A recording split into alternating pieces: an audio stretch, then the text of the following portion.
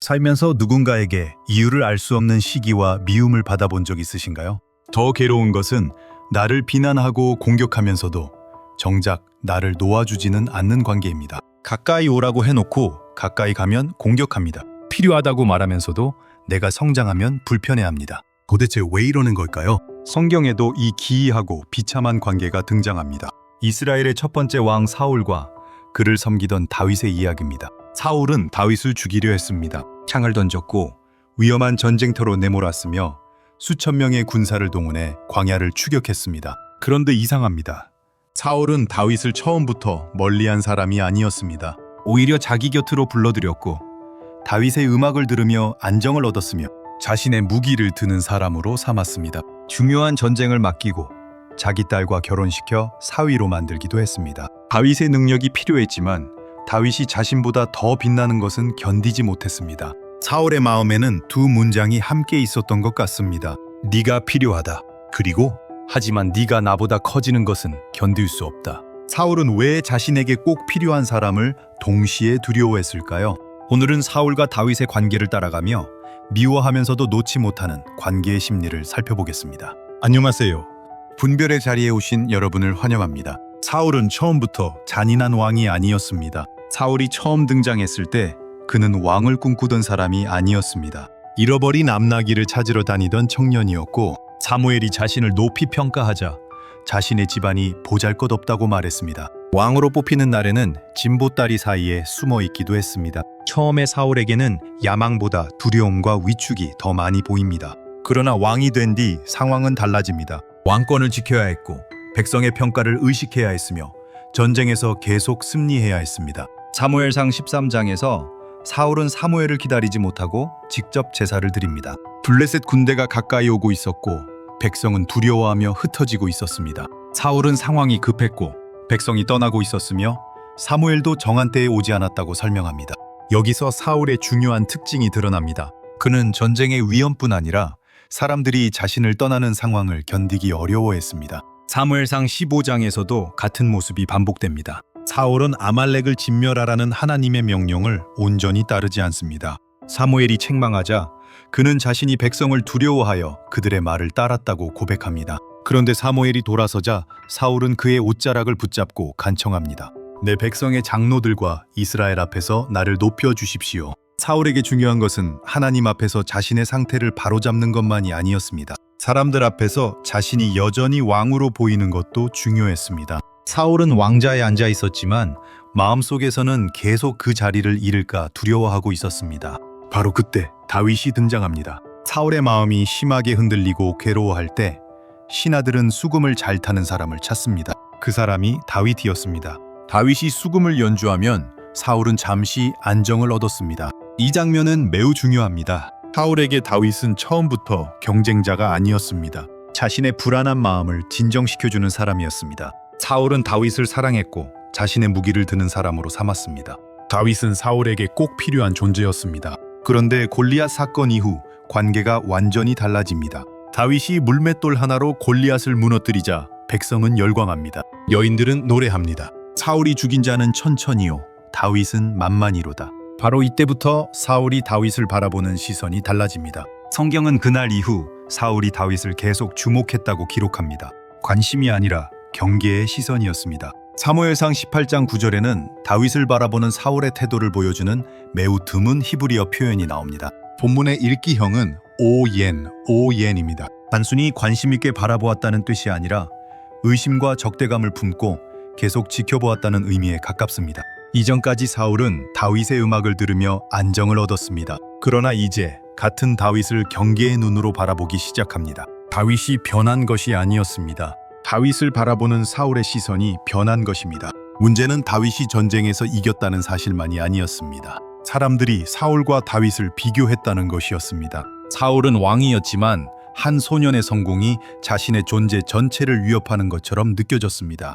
다윗은 여전히 왕궁에 필요한 사람이었습니다. 전쟁을 잘했고 백성에게 사랑받았으며 맡은 일을 지혜롭게 수행했습니다. 하지만 다윗이 빛날수록 사울은 자신이 작아지는 것처럼 느꼈습니다. 다윗은 사울이 잃어가는 것을 보여주는 사람이었습니다. 사무엘상 18장은 사울이 다윗을 두려워한 이유를 단순히 군사적 능력으로만 설명하지 않습니다.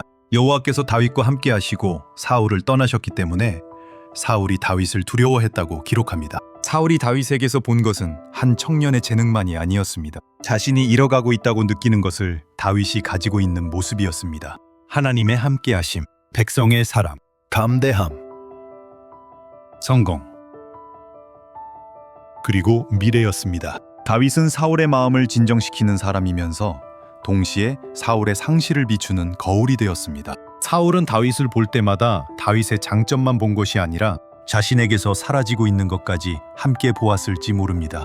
그렇다면 왜 다윗을 멀리 보내지 않았을까요? 사울이 정말 다윗을 싫어했다면 왕궁에서 내보내면 됩니다. 그런데 처음에 사울은 그렇게 하지 않습니다. 오히려 군대를 지휘하게 하고 위험한 전쟁을 맡기며 자신의 딸과 결혼시키려 합니다. 겉으로는 다윗을 높여주는 것처럼 보입니다. 하지만 사울은 다윗이 블레셋 사람들의 손에 죽기를 기대했습니다. 다윗의 능력은 필요했습니다. 그러나 그 능력이 커지는 것은 두려웠습니다. 가까이 두면 도움을 받을 수 있지만 가까이 있을수록 자신과 비교되는 순간도 많아집니다. 그래서 사울은 다윗을 이용하면서도 동시에 제거하려 했습니다. 이것은 단순한 미움과는 다릅니다. 심리적으로 보면 한 사람을 향한 필요와 거부, 애착과 적대감이 함께 존재하는 양가 감정에 가깝습니다. 사울은 자신을 진정시켜주는 사람과 자신의 왕자를 위협하는 사람을 다윗 한 사람 안에서 동시에 보고 있었습니다. 상대에게 의지하면서도 상대의 성장과 자유는 견디기 어려운 관계였습니다. 결국 사울은 다윗을 통제함으로써 자기 안의 불안을 통제하려 했던 것인지도 모릅니다. 내가 필요하지만 나보다 커져서는 안 된다. 이런 관계는 오늘날에도 나타납니다.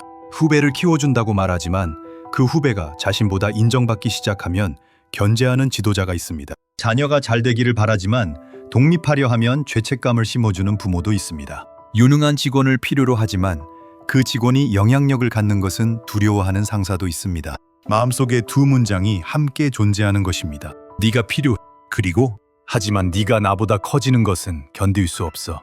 이런 관계에서 상대는 사랑받는 동시에 통제받습니다. 가까이 오라는 말을 듣지만 가까이 가면 공격받고, 잘하라는 격려를 받지만 실제로 잘하면 위협적인 존재가 됩니다. 그래서 상대는 계속 혼란스러워집니다. 나를 좋아하는 걸까? 나를 미워하는 걸까?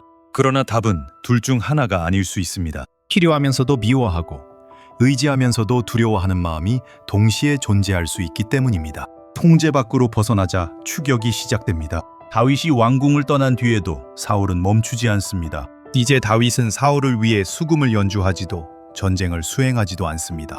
그렇다면 관계는 끝나야 할 것 같습니다. 그러나 다윗이 사울의 통제 밖으로 벗어나자 사울은 더 집요하게 추격합니다. 다윗이 제사장 아히멜렉의 도움을 받았다는 사실을 알게 되자 사울의 분노는 다윗과 직접 관계없는 제사장들에게까지 향합니다. 두려움이 깊어지면 사람은 상대가 실제로 한 행동보다 자신이 상상한 위협에 반응하기 시작합니다. 다윗이 자신을 죽이려 하지 않아도 사울에게는 다윗이 살아있다는 사실 자체가 위협이었습니다. 통제할 수 있을 때는 곁에 두었지만 통제할 수 없게 되자 제거하려 한 것입니다. 그런데 다윗은 사울을 죽이지 않습니다. 엔게디 동굴에서 다윗은 사울을 죽일 수 있었습니다. 사울은 다윗이 숨어있는 동굴 안으로 홀로 들어왔고 다윗의 사람들은 이것이 하나님이 주신 기회라고 말합니다. 그러나 다윗은 사울을 죽이지 않습니다. 겉옷자락만 뱁니다. 그리고 그 일조차 마음에 찔려합니다. 다윗은 동굴 밖으로 나온 뒤 자신이 사울을 해칠 뜻이 없다는 것을 보여줍니다. 그때 사울은 목소리를 높여 웁니다. 그리고 고백합니다. 나는 너를 학대하되 너는 나를 선대하니 너는 나보다 의롭도다. 그렇다면 사울은 완전히 돌이켰을까요? 아니었습니다. 얼마 지나지 않아 다시 군사를 이끌고 다윗을 추격합니다. 사울의 눈물은 무엇이었을까요? 사무엘상 24장 16절에서 울었다는 말에는 히브리어 바카가 사용됩니다. 이 말은 울다, 슬퍼하다, 애곡하다는 뜻입니다. 하지만 이 단어 자체가 회개의 눈물인지 후회나 자괴감의 눈물인지까지 구분해주지는 않습니다. 그러므로 사울의 눈물을 이해하려면 단어 하나가 아니라 그 이후의 행동을 봐야 합니다. 사울은 자신의 잘못을 인정했습니다. 다윗의 선함 앞에서 실제로 마음이 무너졌을 수도 있습니다. 그러나 그 감정은 지속적인 변화로 이어지지 못했습니다. 이것은 상담에서도 자주 발견되는 중요한 차이입니다. 사람은 자신의 잘못을 깨닫고 울 수 있습니다. 미안하다고 고백할 수도 있습니다. 하지만 감정적으로 무너지는 것과 삶의 방향을 바꾸는 것은 같은 일이 아닙니다. 후회는 감정이지만 회개는 방향의 변화입니다. 사울은 다윗이 자신을 죽이지 않을 사람이라는 사실은 인정했습니다. 그러나 다윗이 다음 왕이 될 수 있다는 현실까지 받아들이지는 못했습니다. 사울이 정말 두려워한 것은 무엇이었을까요? 사울이 두려워한 것은 자신의 생명만이 아니었습니다. 다윗은 이미 사울을 죽일 수 있는 상황에서도 죽이지 않았습니다. 그런데도 두려움은 사라지지 않았습니다. 다윗이 사울을 죽이지 않더라도 다윗이 존재하는 한 사울의 시대는 끝날 수 있었기 때문입니다. 사울이 견디기 어려워한 것은 자신이 더 이상 왕이 아닌 사람이 되는 것이었을 수 있습니다. 왕이라는 자리가 역할을 넘어 그의 존재 전체가 되어버린 것입니다. 왕권을 잃는다는 것은 단지 직위를 잃는 것이 아니라 자신이 누구인지 설명해주는 정체성이 무너지는 일처럼 느껴졌을 수 있습니다. 그래서 다윗은 단순한 경쟁자가 아니었습니다. 사울의 시대가 끝나고 있다는 사실을 보여주는 사람이었습니다. 요나단은 같은 다윗을 다르게 바라봤습니다. 요나단은 원래 왕위를 이어받을 왕자였습니다. 인간적으로 보면 다윗은 사울보다도 요나단에게 더 직접적인 경쟁자였습니다. 그런데 요나단은 다윗을 제거하지 않습니다. 오히려 자신의 겉옷과 무기와 활과 띠를 다윗에게 주고 언약을 맺습니다. 사울은 왕위를 붙잡으려 했지만 요나단은 왕위를 내려놓을 가능성까지 받아들였습니다. 사울은 다윗의 성장을 자신의 죽음처럼 받아들였습니다. 요나단은 다윗의 성장을 하나님의 뜻 안에서 받아들였습니다. 같은 다윗을 보면서 한 사람은 창을 던졌고 다른 사람은 자신의 겉옷을 내어주었습니다. 차이는 다윗에게 있지 않았습니다. 다른 사람의 성장을 바라보는 두 사람의 마음에 있었습니다. 다윗은 존중했지만 무방비로 남지는 않았습니다. 다윗은 사울을 하나님의 기름 부음 받은 왕으로 존중했습니다. 그를 죽일 기회가 있었지만 자기 손으로 제거하지 않았습니다. 그러나 사울의 공격을 무조건 받아준 것은 아닙니다. 다윗은 도망쳤고 거리를 두었으며 자신을 보호했습니다. 사울을 존중하는 것과 사울의 창을 계속 맞아주는 것을 같게 여기지 않았습니다. 다윗은 복수하지 않았지만 사울의 창이 날아오는 자리에 계속 앉아있지도 않았습니다. 원수를 직접 해치지 않는 것과 위험한 관계 안에 계속 머무는 것은 같은 일이 아닙니다. 존중과 무방비도 같은 말이 아닙니다. 상대를 미워하지 않으면서도 거리를 둘 수 있습니다. 복수하지 않으면서도 자신을 보호할 수 있습니다. 그렇다면 처음 질문으로 돌아가 보겠습니다. 사울은 왜 다윗을 죽이려 하면서도 끝까지 놓지 못했을까요? 다윗은 사울에게 단순한 적이 아니었습니다. 자신을 진정시켜주는 사람이었고 전쟁에서 승리를 가져오는 사람이었으며 왕궁에 꼭 필요한 사람이었습니다. 그러나 동시에 다윗은 사울이 잃어가고 있던 모든 것을 보여주는 사람이었습니다. 하나님의 함께하심, 백성의 사랑, 담대함, 미래. 그래서 사울은 다윗이 필요하면서도 두려웠습니다. 통제할 수 있을 때는 곁에 두었고 통제 밖으로 벗어나자 끝까지 추격했습니다. 사울의 비극은 자신보다 빛나는 사람을 만났다는 데 있지 않았습니다. 그 사람의 성장을 하나님의 다음 이야기로 받아들이지 못하고 자신의 소멸로만 받아들였다는 데 있었습니다. 사울은 다윗에게 말하지 않았지만 그의 행동은 두 문장을 반복하고 있었습니다. 내 곁에 있어라. 그리고 나보다 커지지는 마라. 어쩌면 이것이 사람을 가장 혼란스럽게 만드는 관계인지도 모릅니다. 필요하다고 부르지만 성장하면 공격하는 관계, 사랑한다고 말하지만 독립하면 배신으로 느끼는 관계, 도움을 주지만 그 도움을 벗어나면 불안해지는 관계. 그러나 건강한 사랑은 상대를 내 곁에 붙잡아두는 힘이 아닙니다. 상대가 나 없이도 설 수 있도록 허락하는 힘입니다. 내가 키운 사람이 나보다 더 인정받고 내 자녀가 나보다 더 멀리 가고 내 후배가 내 자리를 넘어설 때 그것을 나의 소멸로 받아들이지 않고 하나님이 이어가시는 다음 이야기로 바라보는 힘입니다. 사울은 다윗에게서 자신의 끝을 보았습니다. 그러나 요나단은 같은 다윗에게서 하나님이 시작하시는 다음 시대를 보았습니다. 같은 사람을 바라보면서도 한 사람은 창을 던졌고 다른 사람은 자신의 겉옷을 내어주었습니다. 차이는 다윗에게 있지 않았습니다. 다른 사람의 성장을 바라보는 두 사람의 마음에 있었습니다.